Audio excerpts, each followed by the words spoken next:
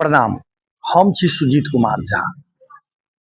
आजुक कविताक शीर्षक अछि यात्रा आ मंजिल। तऽ सुनी।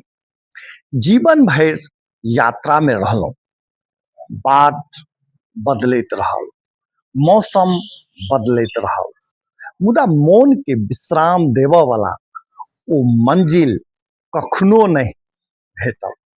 सपनाक सहारा सँ बहुत दूर धरि चललहुँ, कतेको बेर क्षितिज के समीप बुझलहुँ, मुदा जखन पहुँचलहुँ तखन बुझायल ओ तऽ और आगा खिसकि गेल अछि वा बढ़ि गेल अछि। कखनो अपन लोक हाथ छोड़ि देलक, कखनो भाग्य मुँह फेर लेलक, आ कखनो जेकरा अपन आश्रय बुझलहुँ ओहो बाटक एक क्षणिक छाह बनि कऽ रहि गेल।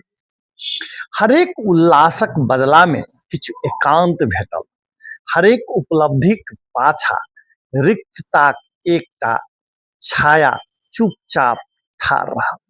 संसारक आगा हम भिसैत रहलहुँ, मुदा भीतर कतेको टूटन आवाज बिना बिखरल पड़ल छल।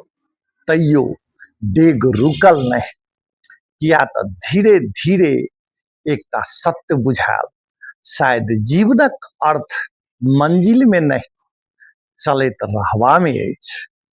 कतेको लोक मंजिल पाबि कऽ रुकि जाइत अछि, मुदा यात्रा मनुष्य के जीवित रखैत अछि। एहि लेल आब मंजिल नहीं भेटलाक कोनो शिकायत नहीं अछि, किया तऽ यात्रा हमरा धैर्य देलक, संघर्ष देलक, अनुभव देलक, आ अपना के चिन्हबाक दृष्टि देलक। आ शायद जीवनक सबसँ पैघ मंजिल कतौ पहुँचब नहीं होइत अछि, अपितु बाटक गर्दा घाव आ अनुभवक संगे अपना के नहीं हेरायब होइत अछि।